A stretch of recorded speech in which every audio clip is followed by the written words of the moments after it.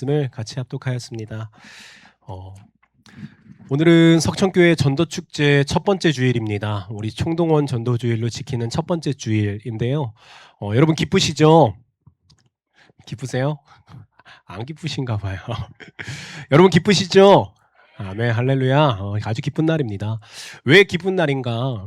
여러분 한 영혼이 하나님의 품으로 돌아오면 하늘에서는 잔치가 벌어진대요. 하늘에서 잔치가 벌어지면 우리의 기도 제목은 무엇입니까? 하늘의 뜻이 땅에 이루어지는 것 아니겠습니까? 하늘에서 잔치가 벌어진다면 우리의 마음에도 잔치가 벌어지는 것이고, 하늘에서 잔치가 벌어지면 이 땅 교회에도 잔치가 벌어지는 거예요. 그래서 기쁜 날이죠. 여러분 기쁘시죠? 할렐루야. 정말 기쁜 날입니다. 오늘 이 자리에 오신 이유가 저마다 각자 다 있으실 거라고 생각을 합니다. 누군가의 손에 이끌려서 오셨을 수도 있고요. 뭐 또 자원하는 마음으로 나오셨을 수도 있고요. 또 어떤 분은 뭐 몇 주, 몇 달, 뭐 심지어는 몇 년까지 교회 갈까 말까 큰 고심 끝에 결단하고 오신 분들도 계시리라 생각을 합니다. 용기를 내신 거죠. 어떤 모습이든 오늘 이 자리에 계신 여러분들은 다 주님의 이름을 대신하여 제가 말씀드리고 싶습니다. 잘 오셨습니다. 정말 잘 오셨고 큰 은혜, 큰 축복을 누리고 돌아가게 되시기를 주님의 이름으로 축복합니다. 오늘 저는 처음 오신 분들에게도 또 오늘 교회를 오랫동안 다니셨던 분들에게도 동일한 한 가지 이야기를 좀 말씀드리려고 해요. 어쩌면 처음 듣는 이야기실 수도 있고요. 어쩌면 수십 번 들어서 익숙한 이야기이실 수도 있어요. 근데 분명한 것은 이 이야기, 이 복음이라고 하는 이야기는요, 이 세상에서 가장 기쁜 소식입니다. 아무리 여러 번 들어도 재차 들어도 수도 없이 들어도 새롭게 들릴 수 있는 그런 충분한 이야기고요. 우리의 인생을 충분히 바꾸어 버릴 만한 이야기를 넘어서 사건이 되는 내용이 바로 오늘 듣게 되실 복음이라는 내용입니다. 그래서 저는 이 귀하고 귀한 이 복음에 대한 내용을 나누기에 앞서서 가장 먼저 오늘 우리의 마음의 상태를 같이 한번 점검해보고 말씀을 들었으면 좋겠다라는 생각이 들었습니다. 한 영상을 보여드릴 건데요. 탤런트, 배우셨던, 지금도 배우신데 안문숙 씨라는 분이 계세요. 우리 어른분들은 다 아실 거예요. 안문숙 씨라는 우리 여성 탤런트신데 청년분들은 아마 좀 생소하실 수도 있어요. 그런데 중요한 것은 이분을 아냐 모르느냐가 중요한 것이 아니고요. 이분의 마음 상태가 어떤 마음에서 어떤 마음으로 바뀌게 되었는가. 우리가 집중적으로 볼 내용은 이분의 태도가 어떤 태도에서 어떤 태도로 바뀌게 되었는가, 이 부분이 중요한 부분입니다. 우리 같이 영상을 한번 같이 보시고 우리 설교 말씀을 이어가도록 하겠습니다. 우리 영상 한번 틀어주시죠.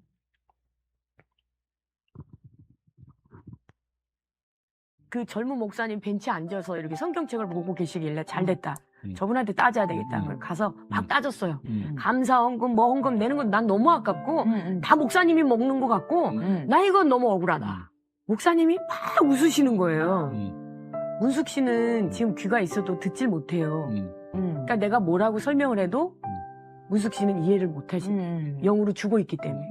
우리 엄마가 만났다고 그러는데 그러면 나도 만나게 해주세요. 목사님이 나를 설득 안 하고 설교 안 해도 난 믿을게요. 그럼 오늘 3시 예배 때 만납시다. 그럼 옆에 있는 사람 만나듯이 그렇게 말씀을 하시는 거예요. 대신에 아무 생각 다 잡념 접고 오로지 예수 만날 생각으로만 임해 주십시오. 신실한 마음으로 나 정말 예수님 만나보고 싶습니다. 만나게 해주세요 라는 마음으로 예배에 임하십시오. 정말 만나 뵙고 싶었어요. 우리 엄마가 만난 분, 우리 언니가 만난 분, 그날 만났죠.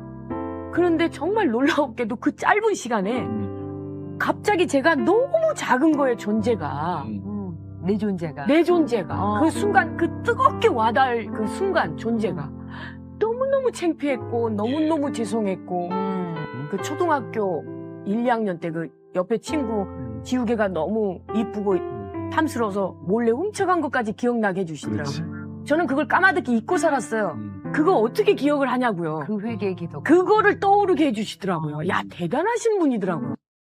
여러분 하나님 대단하신 분이시죠? 맞아요. 하나님 대단하신 분이세요. 우리 그 대단하신 하나님 앞에 지금 나와 있는 거예요. 귀가 있어도 듣지 못하는 귀가 있대요. 귀가 다 있으세요? 귀 만져보세요. 오른쪽, 왼쪽. 귀가 크면은 뭐 그렇다고 하는데 뭐 교회에서 할 말은 아니지만요. 여러분 귀가 있어도 듣지 못하는 귀가 있대요. 마음이 있어도 이해하지 못하는 마음이 있대요. 마음으로 완강하게 듣지 않을 거야. 믿지 않을 거야. 이런 마음을 가지고 있으면 아무리 진귀한 소식이 들려오더라도 이게 진리더라도 그 마음을 뚫고서 이 소식을 심게, 이 소식이 심길 수 있는 재간이 없어요, 여러분. 그래서 저는 그 마음의 태도, 그 태도가 바뀌게 되시기를 권해드립니다. 우리 같이 한번 따라해 주시겠어요? 우리 안문숙 씨처럼 나도 만나게 해주세요. 한 번 더요. 나도 만나게 해주세요. 저는 여러분을 설득하기 위하여 이 자리에 선 게 아니에요, 여러분. 예수님은 설득에 의해서 믿어지고 안 믿어지고 그런 존재가 아니세요.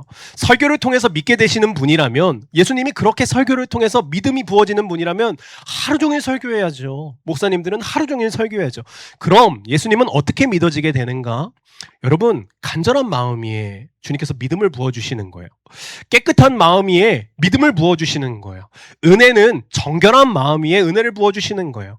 이 영상에 등장하시는 벤치에 앉아서 성경을 읽으셨던 그 목사님, 이 목사님이 이런 말씀을 하세요. 3시 예배 때 하나님 만나시자고, 마치 하나님 친구이신 것처럼 가면은 3시에 다 만나실 수 있다고, 이런 느낌으로 말씀하시잖아요. 여러분, 그렇다면 우리는요, 11시 예배 때 하나님 만납시다. 우리 지금 11시 예배잖아요. 11시 예배 때 하나님 만납시다. 바로 지금 하나님 만납시다. 대신에 여러 생각, 잡념 모두 다 접고, 하나님이 계신가 안 계신가 판단하는 마음 접고, 저 강단 위에 있는 목사 젊어 보이는데 저 목사가 말하는 말 내가 말하자마자 다 논리로 거부해보겠다, 내가 이성적으로 다 반박해보겠다, 이런 마음 다 접어두시고요. 오로지 예수님을 만날 생각, 나도 예수님 만나보고 싶다, 이런 마음으로 혹시 이 시간을 임해주신다면 나도 정말 만나고 싶었다. 사실 나를 데려왔던 그분이 만났던 예수, 전도 대상자들이 얼마나 예수님 이야기를 많이 하셨겠어요. 그래서 여기 이 자리에 앉게 되신 거잖아요. 저 사람이 만난 예수 나도 만나고 싶다. 어렸을 때 우리 부모님들이 신앙생활 했었는데 그 부모님이 만나셨던 예수 나도 만나고 싶다. 내가 어렸을 때 교회 학교에서 한번 들어봤던 그 예수, 바삐 사느라 내가 교회는 쳐다보지도 못했었는데, 예수님의 발 문턱도 가보지 못했었는데 오늘만큼은 한번 예수님 만나보고 싶다. 이런 마음으로 임해 주신다면 저는 지금부터 들려질 이 세상에서 가장 기쁜 소식이, 이 복음이라는 소식이 분명히 우리의 마음에 씨를 뿌리게 되고 나무가 자라서 열매까지 맺게 될 줄을 믿습니다. 우리 같이 그러한 은혜가 있게 되기를 원하고요. 우리 말씀을 좀 전해드리면요, 혹시 이런 일이 있으셨는지 궁금합니다. 혹시 최근에 뭐 일찍 잠이 들었다가 뭐 새벽 2시경에 잠이 깼다, 아니면은 뭐 직장 생활을 하시다가 뭐 낮에 활동을 하시다가 뭐 동료가 준 커피를 받아 마셨는데 카페인이 그날따라 너무 잘 드니까 밤에 막 잠이 못 드는 거예요. 잠이 설치는 거예요. 혹여나 이 자리에 뭐 우울증이 있으신 분들, 불면증이 있으신 분들, 잠에 못 드시는 분들, 잠을 설치셨던 분들 계실지 모르겠어요. 딱히 아픈 것도 아니었는데, 누가 나를 깨운 것도 아니었는데, 잠을 못 자게 막은 것도 아니었는데 참 이상하게도 잠에 들지 못하는 그런 날들. 근데 저는 그런 날들이면요, 어김없이 잠에 못 들고 눈을 감고 있는 상황에서 머릿속에 여러 가지 생각들이 왔다 갔다 하더라고요. 갑작스럽게 일어나지 않은 일들을 막 머릿속에서 상상하기 시작해요. 뭐 돈 걱정부터 시작해서, 자녀들 걱정부터 시작해서, 부모님 걱정 뭐 항상 끼는 카테고리고요. 건강 걱정, 뭐 노후 걱정, 관계 걱정, 막 잠은 못 드는데 눈은 감고 있는데 해롱해롱한데 머릿속에 수많은 생각들이 스쳐 지나가는 그러한 날들, 잠에 깼던 새벽 날들. 낮에는 바빠서 미뤄뒀던 일들인데 우리가 사회에서 살아가려면 사회 구성원으로 살아야 되니까 그런 생각들이 들어와도 미뤄뒀던 일들인데, 새벽만 되면, 밤만 되면 그 물꼬를 틀 틈이 없었는데 그것에 이제는 브레이크가 안 잡히는 거예요. 생각에 꼬리를 무는 그런 날들. 혹시 경험해 본 적 있으세요? 그러면 이제 한번 끄덕여 주시면 좋은데요. 경험해 본 적이 다 있으시죠? 다 그런 날이 있어요. 그런 날을 보내면 어떠신 것 같으세요? 막 기분이 좋으세요? 막 머릿속에서 막 그렇게 생각하고 자고 일어나면 개운하세요? 저는 그렇지 않더라고요. 깨름직해요. 막 마음이 불편해요. 막 일어나지도 않은 일들인데 하나도 익숙하지가 않고 갑작스럽게 불안으로 다가오는 시간들을 맞이하게 돼요. 그래서 제가 그런 날을 보내고 곰곰이 생각해 보니까 우리의 인생이 그런 것 같더라고요. 나는 분명 내 인생을 살아가고 있는데, 나는 분명 내가 선택도 하고 내가 책임도 지겠다고 하고 내가 결정도 하겠다고 하고 내가 나의 뜻대로 잘 살아가고 있는 것 같은데 늘 불안한 인생을 살아가고 있는 것을 보게 되더라고요. 어쩌면 우리는 이미 알고 있는지도 모릅니다. 사실 나는 내 인생을 온전히 감당하리만큼 강한 존재가 아니라는 것을 우리는 알고 있는지도 몰라요. 그러니까 불안하죠. 삶이라는 게 그렇더라고요. 여러분, 그 자동차는 핸들을 잡은 사람이 마음대로 가는 거잖아요. 나는 우회전 할란다. 나는 좌회전 할란다. 직진 할란다. 여러분, 핸들을 잡은 사람이 마음대로 가는 거예요. 그런데 나의 인생의 핸들을 내가 잡긴 잡았는데 나의 인생의 핸들을 잡은 내가 갈 길을 모르는 거예요. 직진을 해야 되는 것인가? 우회전을 해야 되는 것인가? 좌회전을 해야 되는 것인가? 인생 2회차가 아니기 때문에 누구나 인생은 첫 번째 딱 단 한 번의 인생이기 때문에 이 시간을 처음 경험하기 때문에 갈 바를 모르는 거예요. 그러니까 불안한 거죠. 새벽 2시에 눈이 떠지는 이유도, 밤중에 잠이 들지 않는 이유도 불안한 마음, 사람에게 누구나 다 있는 것 같아요. 여러분, 이 불안이라고 하는 것, 사람들은 대개 이 불안을 이렇게 해석을 해요. 내가 부족해서 그런 거지. 내가 아직 덜 준비되어서 그런 거지. 내가 조금만 더 열심히 살면 이 불안이라는 마음은 해소할 수 있을 거야 라고 사람들은 결론을 내려요. 그래서 결론을 내리길 더 공부해야겠다. 청년들은요. 더 스펙을 쌓아야겠다. 좋은 고지에 올라가면 불안은 해소될 거야. 더 좋은 사람이 되어야겠다. 관계적으로는요. 저 사람과 저 사람 사이에 말을 더 조심하고 성품을 더 가다듬어야겠다. 내면 수양이라고 하죠. 나쁜 방향은 아닌 것 같아요, 여러분. 이런 방향으로 결론을 내리면 긍정적인 결과는 도출할 수 있을 것 같아요. 그런데 어딘가 깨름직하게 정답도 아닌 것 같은 마음이 든다는 거죠. 여러분, 하나님께서는 우리에게 성경이라는 것을 주셨어요. 성경에서는 이러한 불안에 대한 이유에 대해서 말을 하거든요. 불안은 어떤 행동을 해서 해소할 수 있다라는 정도로 성경에서 말하진 않더라고요. 하나님께서는 우리가 어떤 행동을 하면, 어떤 것을 가지면 이 불안이라는 것이 해소될 것이다 라고 말씀하지 않더라고요. 성경은 우리에게 자주 이렇게 물어보는 것 같아요. 다른 질문 같지만, 지금 당신의 마음의 왕좌에 누가 앉아 계십니까? 성경을 읽을 때마다 텍스트로 그렇게 되어 있지는 않아요. 지금 당신의 마음의 왕좌에 누가 앉아 있습니까? 이렇게 기록되어 있지 않다고요. 근데 어떤 성경을 읽을 때마다, 어떤 부분을 읽을 때마다 항상 성경이 우리에게 물어보는 것 같아요. 당신의 마음에 누가 앉아 있습니까? 여러분, 왕좌는 왕의 자리를 말하는 거잖아요. 의자인데 왕의 의자라는 것을 말하는 거예요. 여러분, 왕의 의자에 앉은 존재로부터 모든 결정권이 다 내려오게 되어 있는 거예요. 그 자리에 누가 앉아 있느냐가 인생의 키를 잡고 있는 거예요. 그 의자에 누가 앉아 있느냐가 모든 것의 결정권이 되어 있는 거예요. 여러분들은 마음의 왕좌에 누가 앉아 있는 것 같으세요? 마음의 의자, 마음의 왕좌에 누가 앉아 있는 것 같으세요? 내 생각이 기준이고, 내 경험이 기준이고, 내 방식이 기준이고, 연륜이라고 하죠. 나이가 더 먹어갈수록 연륜이 생겨요. 그러면 더 마음의 왕좌에 내가 앉으려고 하는 습성이 있대요. 다 경험해봤다는 거예요. 다 알겠다는 거예요. 왕좌에 내가 앉아 있는 것. 성경은요, 이것을 죄라고 말합니다. 죄 같지 않지만 마음의 왕좌에 내가 앉아 있는 것이 죄라고 말해요. 근데 여러분, 이 말이 낯설게 들리실 수도 있어요. 당연하지 않습니까? 한 번도 들어본 적이 없으실 수도 있으시니까요. 어떻게 내 마음대로 살아가는 게 죄야? 어떻게 내 마음의 왕좌에 내가 앉아 있는 게 죄야? 미국의 한 대학 졸업식에서 어떤 작가가 축사를 할 일이 있었는데 이런 축사를 했더라고요. 그래서 제가 인상 깊어서 메모해뒀었는데, 어린 물고기 2마리가 어항 속에서 이렇게 헤엄치고 있었대요. 근데 맞은편에서 늙은 물고기가 다가와서 어린 물고기 둘에게 이렇게 말을 하는 거예요. 어때? 오늘 물은 어떤 것 같아? 좋은 것 같지? 행복해?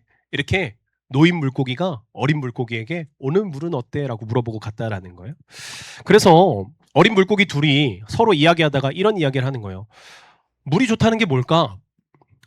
물은 뭘까? 서로 이렇게 막 대화를 주고받았다는 거예요. 그러면서 서로의 얼굴을 보면서 갸우뚱했다라는 거죠.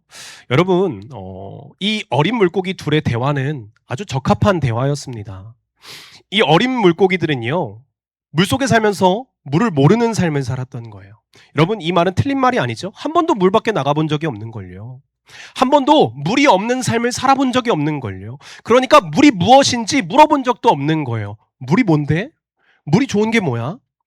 여러분, 우리의 마음도 사실 그럴지 모릅니다. 태어날 때부터 내가 기준이었던 거예요.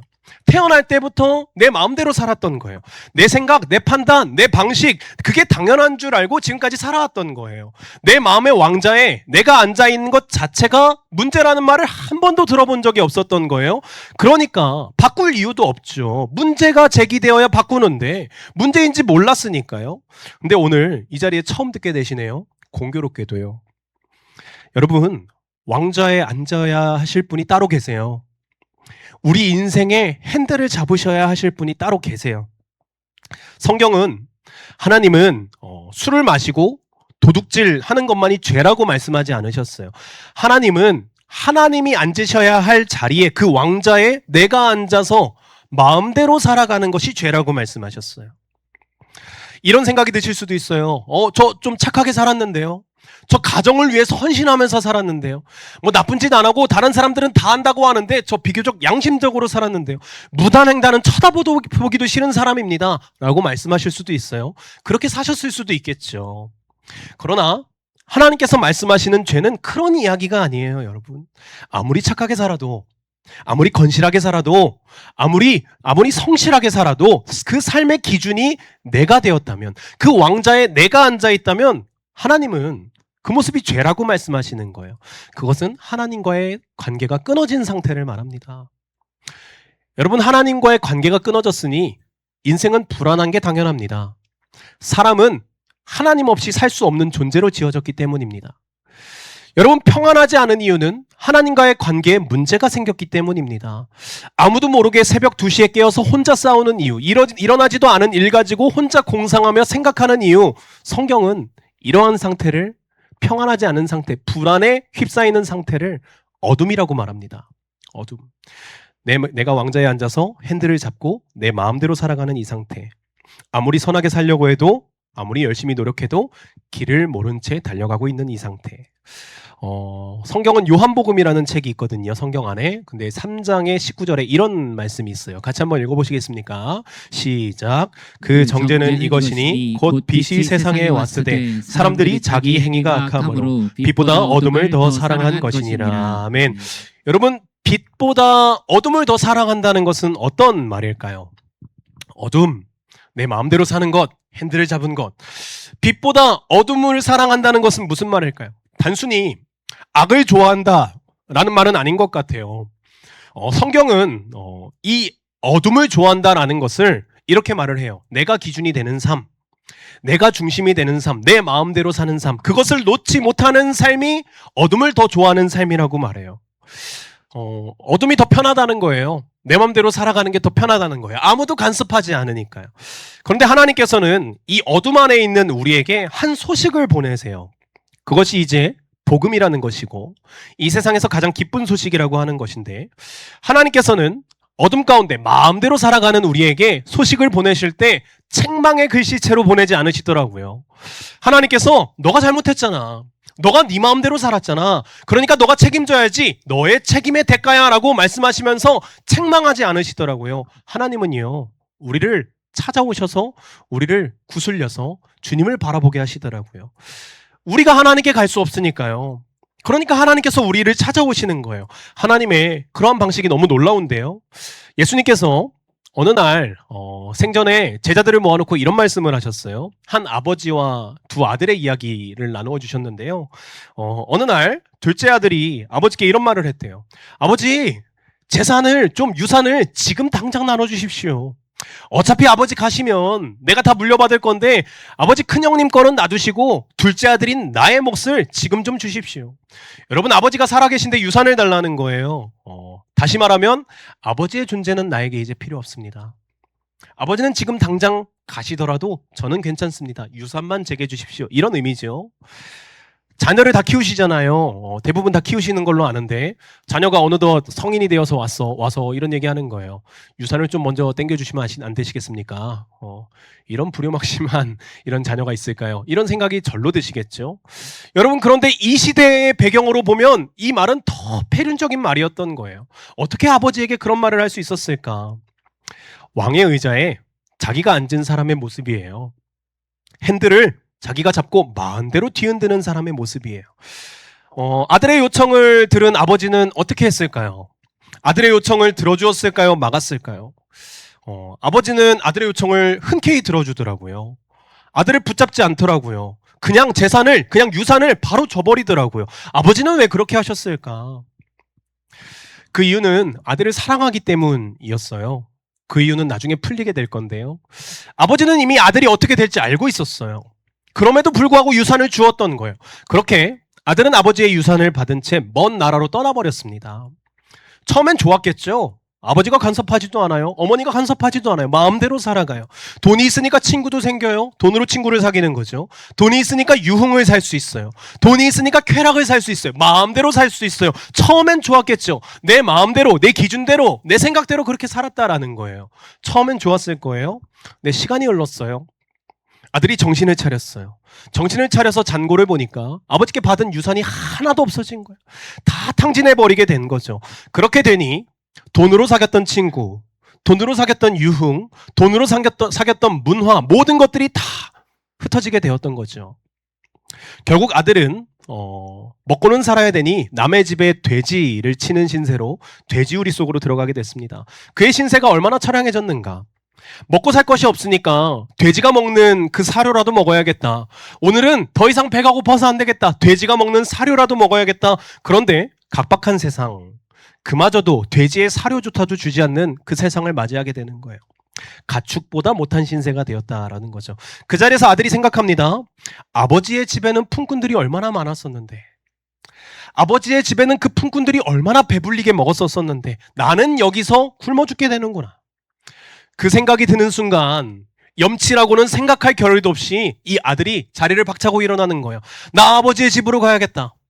염치가 있으면 생각하지 못했을 건데 염치를 생각할 겨를도 없었어요. 나 아버지의 집으로 가야겠다. 그러고 자리를 털고 일어나 아버지의 집으로 향하기 시작해요. 그러나 박차고 일어나는 것은 당찼지만 길거리를 거닐면서 아들은 수많은 생각을 하지 않았겠어요? 돈을 달라 그래서 돈도 다 썼는데, 내가 지금 거지꼴로 돌아가고 있는데 아버지 앞에 내가 면목이 없다. 주변 동네 사람들은 나에게 무슨 손가락질을 할까? 나는 아버지를 만나면 무슨 말을 해야 될까? 빈털털인데, 빈손인데 아버지 앞에 무슨 낯으로 설까? 수많은 생각들이 아들의 발걸음을 무겁게 했을 거예요. 그래서 아들은 속으로 대사를 준비했는지도 몰라요. 어떻게 말씀드리는 것이 좋을까? 아버지를 만났을 때 합당한 이유를 대는 게 좋을 것 같은데 어떻게 말하는 게 좋을까? 아버지, 나는 하늘과 아버지께 큰 죄를 지었어요. 아버지, 제가 아들은 아니더라도 그냥 종으로라도 받아주시면 안 됩니까? 이런 대사를 막 준비하기 시작하는 거예요.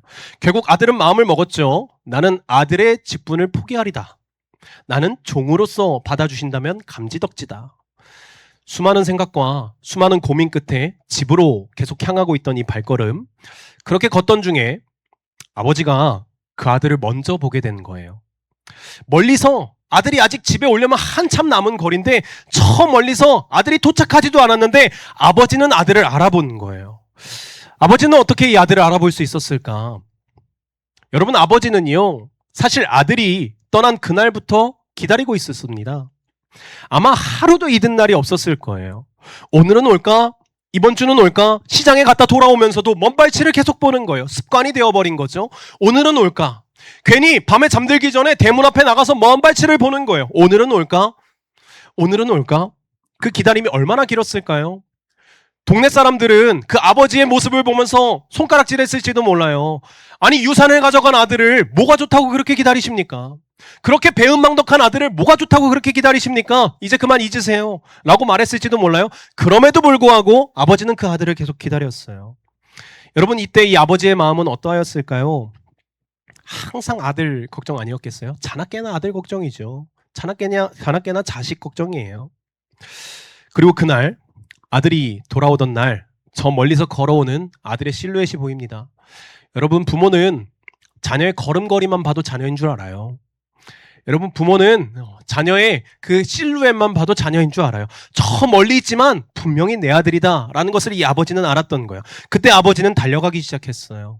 아들을 향해서 뛰어가기 시작했어요. 늙은 아버지가 달립니다. 아들을 향해서요, 체면도 필요 없어요. 동네 사람들이 보고 손가락질 하는 것도 신경 쓸 것이 없어요. 아들을 향해서 달려가는 거예요. 그렇게 달려간 끝에 한참 거리가 남아있는 곳, 집에 도착하려면 한참 거리가 남아있는 곳에서 아들을 만난 거예요. 그때 아버지는 아들을 만나서 부둥켜 안고 눈물을 흘립니다. 이때 아들은 준비한 대사가 있었죠. 집에 가까이 왔을 때 해야 될 대사를 지금 막 하려니 입이 어버버 떨렸을 거예요. 아버지의 눈물은 얼굴을 뒤덮어 버렸어요. 그제서야 아들이 타이밍 맞춰서 대사를 하려던 찰나 아버지, 나는 하늘과 땅에 죄를 지었어요. 나는 아들이 아니에요. 나를 종으로 담아주세요. 라고 말하는 찰나 아버지는 이미 자신의 종들에게 소리치고 있었어요. 제일 좋은 옷을 가져다가 입혀라. 제일 좋은 가락지를 가져와서 얼른 이 손에 끼워라. 제일 좋은 살찐 송아지를 잡아서 얼른 잔치를 벌여라. 여러분, 아버지는요, 아들이 돌아온 것만으로도 충분했던 거예요.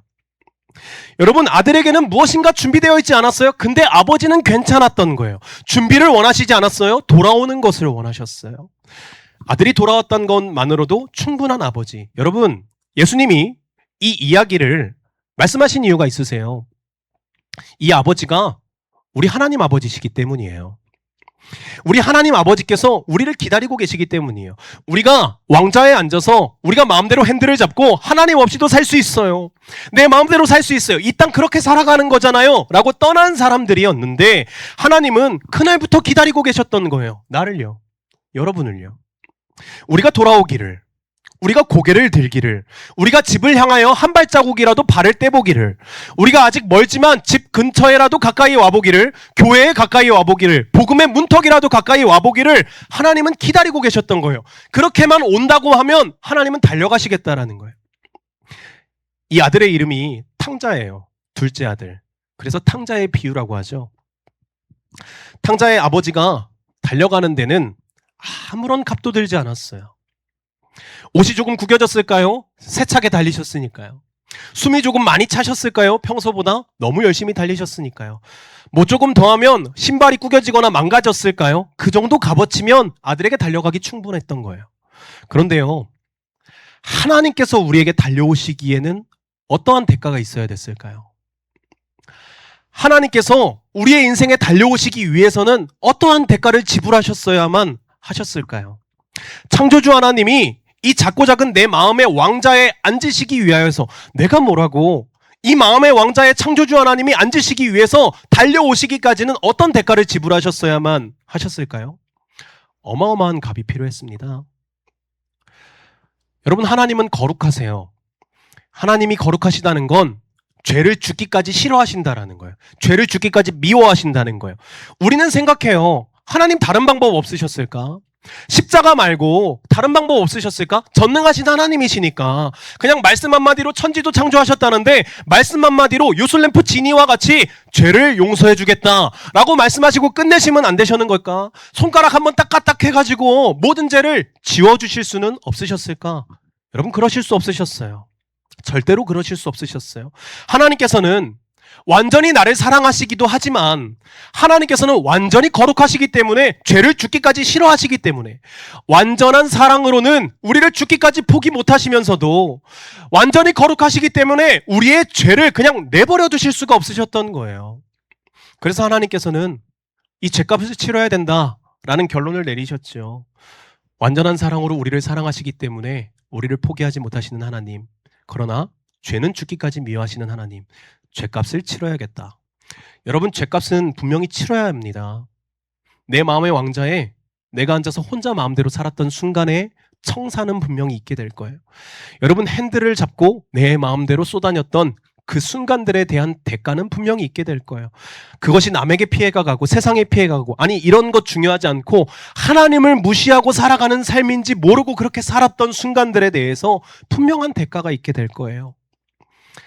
사랑하는 우리를 포기하실 수 없고 그러나 죄는 그냥 덮어두실 수 없으셨던 하나님, 사람은 무능하기에 스스로 자기의 죄를 해결할 수 없다는 것조차 아셔서 하나님께서는 결정하셨어요.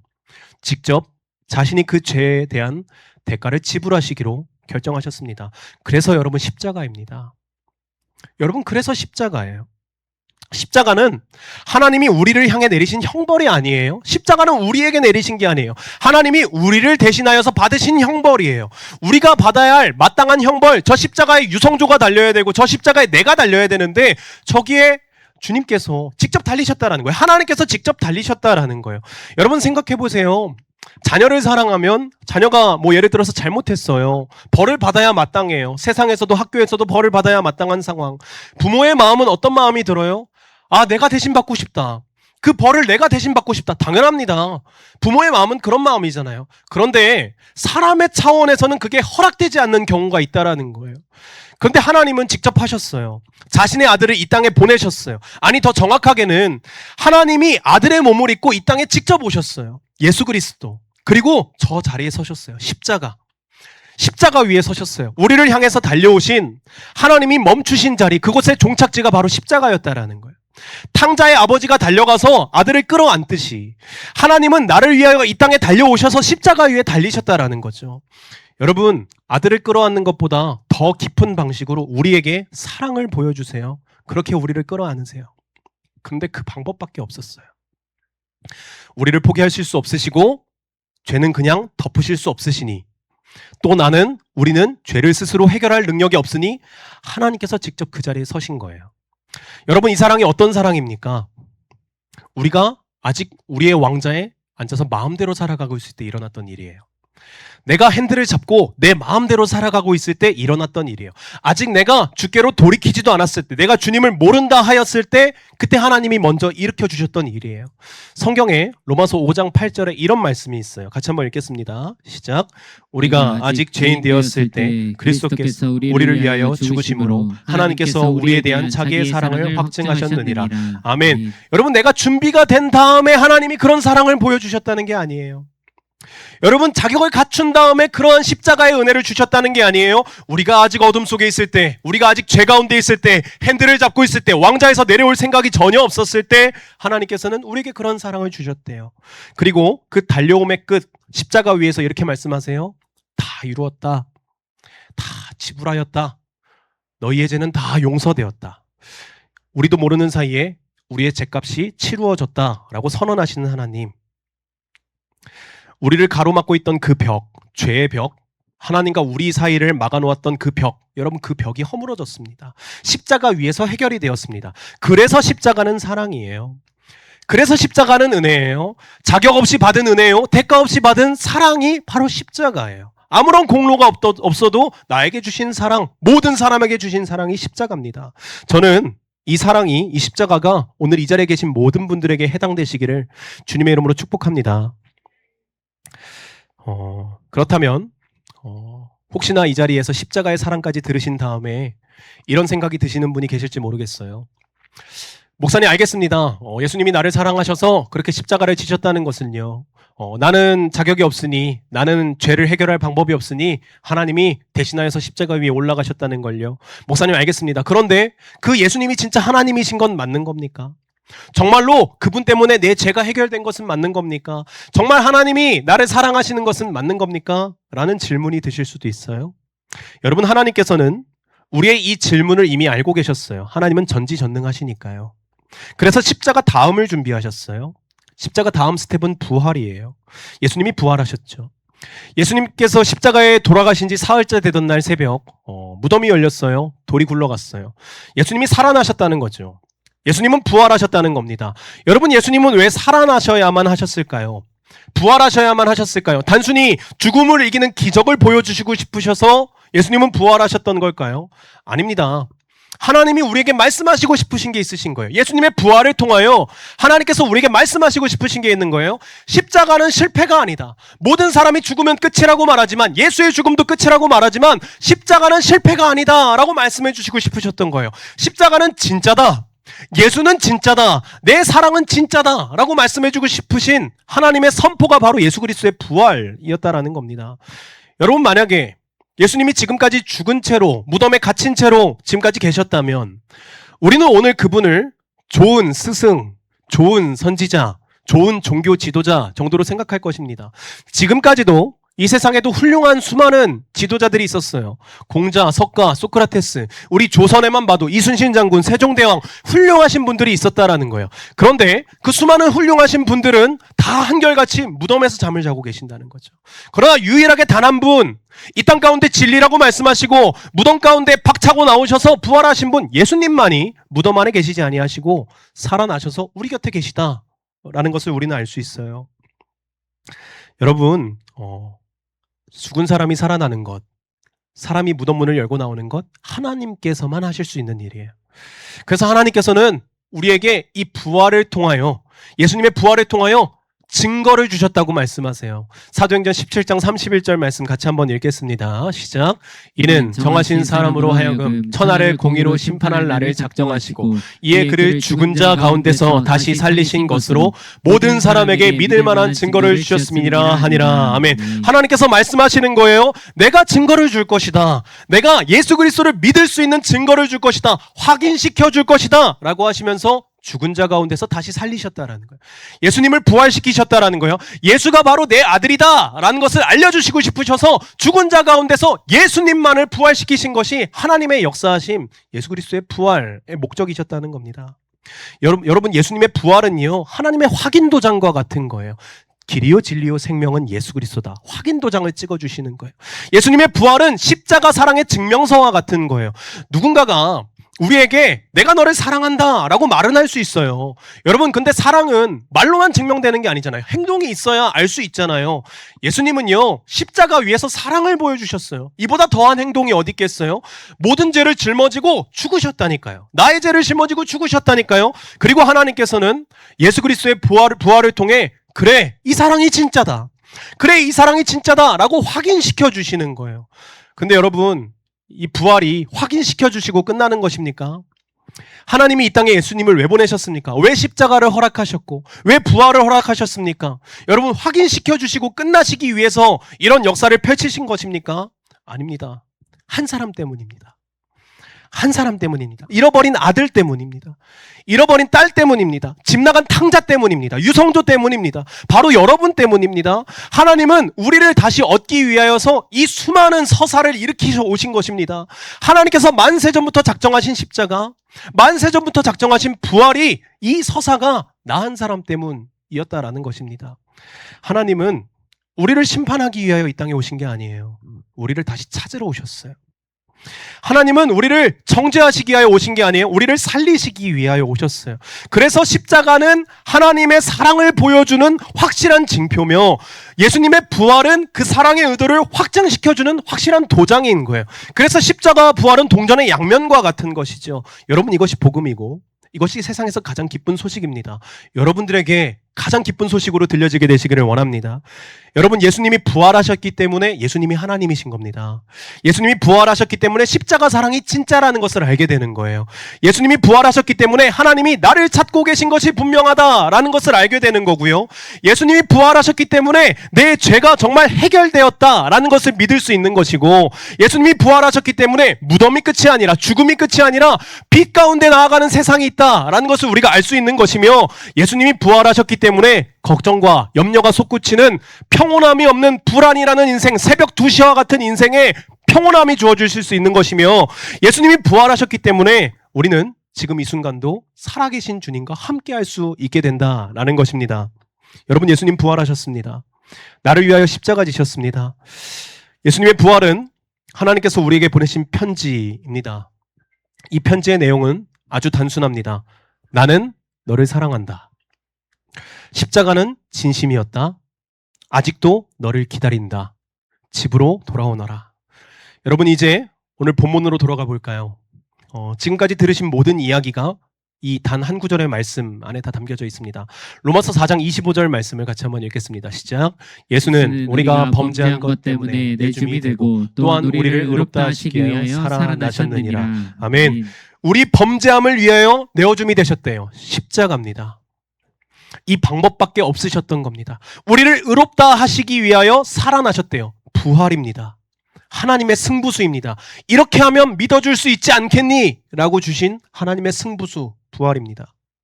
십자가가 확증되도록, 하나님이 나를 사랑하신다는 사실이 확증되도록 나에게 말씀하시는 하나님의 승부수. 마지막으로 짧은 영상을 하나 보려고 하는데요. 우리 노우석은 일어났으면 좋겠습니다. 노우석 열심히 자고 있네요. 우리 마지막 영상 하나 보려고 하는데요. 아버지를 향한 우리의 태도에 대해서 한번 그 영상을 통해서 볼 수 있어요. 이때 이 아버지는 육신의 아버지예요. 근데 저는 한번 좀 오버랩해서 하나님을 향한 우리의 마음으로도 봤으면 좋겠다라는 생각이 있습니다. 우리 같이 한번 영상 틀어주시죠.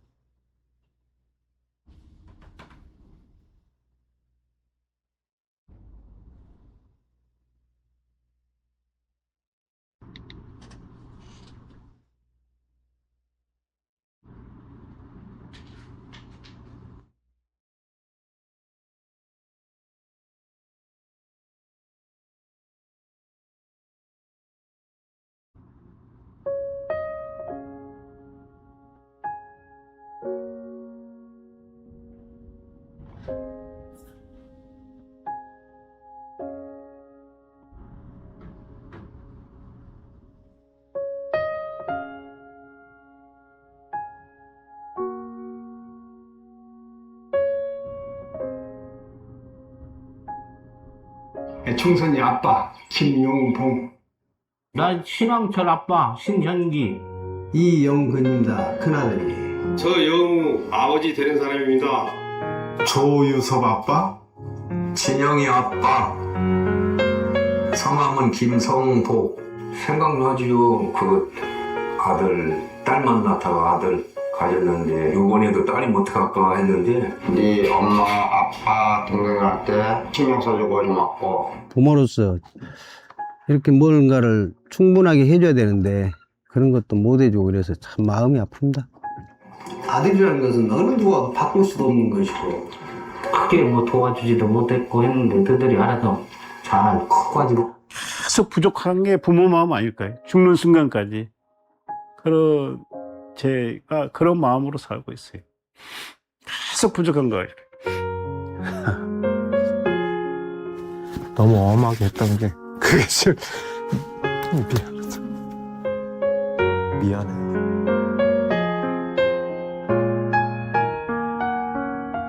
항상 내가 부족하고 항상 미안해요. 걔한테. 미안하다 참. 모든 것이 부족하고 못 가르치고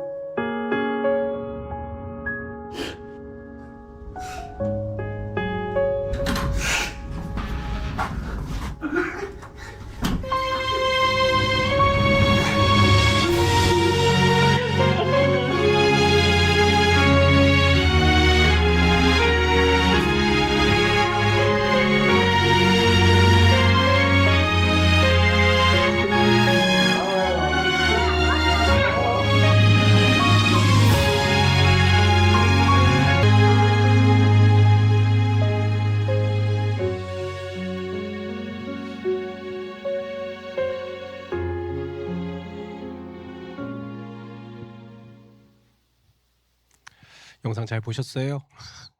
아버지 많이 생각나시죠? 저도 이거 설교 준비하면서 눈물 참느라 막 한참 고생했는데 아버지 이름만 불러도 막 눈시울이 붉어지는 그런 그 때가 있잖아요. 효도해야겠다. 뭐 예배 마치고 연락드려봐야겠다 하고 싶으셔도 시간이 많이 지난 분들도 계실 것이라 생각을 해요. 근데 아버지들이 영상에서 자신의 소개를 하시더라고요. 누구누구 아빠 누구누구입니다. 아버지의 이름만 들어도 눈물을 흘리는 그 아들들의 모습을 보셨어요? 중간에 한 아버님은 이런 말씀을 하세요. 아들이라는 것은 누구와도 바꿀 수 없다. 뭐 아들뿐이겠어요? 자녀라는 것은 누구라도 바꿀 수 없다. 당연하죠. 자녀를 누구랑 바꿔요? 그리고 연신하시는 말씀은 미안하다 미안하다. 미안하고 또 미안하대요. 이 말은 또 다시 말하면 좋은 것을 날마다 해주고 싶다는 그 부모의 마음 아니겠어요? 그런데 아마 키우셨을 때 양육하실 때 좋은 거 많이 해주셨을 거예요. 근데 부모의 마음은 좋은 거를 해줘도 또 좋은 거를 해주고 싶은 거잖아요. 잘 해줘도 더 잘해주고 싶은 거잖아요. 그러니까 연신 미안한 마음밖에 없는 것 같아요. 여러분, 그런데 하나님 아버지께서 나를 향해서 달려오실 준비가 되신 아버지께서, 아니 이미 나에게 달려오신 아버지께서 나에게 좋은 것을 주시고 싶어 하시는 거예요. 혹시 그런 생각해 보신 적 있으세요? 나의 하나님 아버지께서는 어떤 음식을 좋아하실까? 나의 하나님 아버지께서는 어떤 색깔을 좋아하실까? 생각해 본 적도 없어요. 궁금해 본 적도 없어요. 근데 영상을 보니까 그런 마음이 드는 거예요.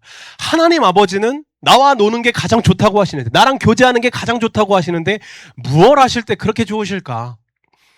여러분, 아버지께서 문 밖에서 기다리고 계세요. 언제까지요? 돌아올 때까지요. 돌아올 때까지요. 체면도 중요하지 않으세요? 여러분, 주변 사람의 시선도 신경 쓰지 않으세요? 그냥 나만 돌아올 때까지 기다리고 계신 분이 바로 하나님 아버지세요. 여러분, 절묘하게도 성경에는 이런 말씀이 있어요. 요한계시록 3장 20절 마지막 말씀인데요. 우리 같이 한번 읽겠습니다. 세 번역입니다. 시작. 보아라, 내가 문 밖에 서서 문을 두드리고 있다. 누구든지 내 음성을 듣고 문을 열면 나는 그에게로 들어가서 그와 함께 먹고 그는 나와 함께 먹을 것이다. 아멘. 여러분, 문을 열라고 하세요. 문을 연다는 것은 만나는 거잖아요. 영접하는 거잖아요. 여러분, 영접하라고 하세요. 여러분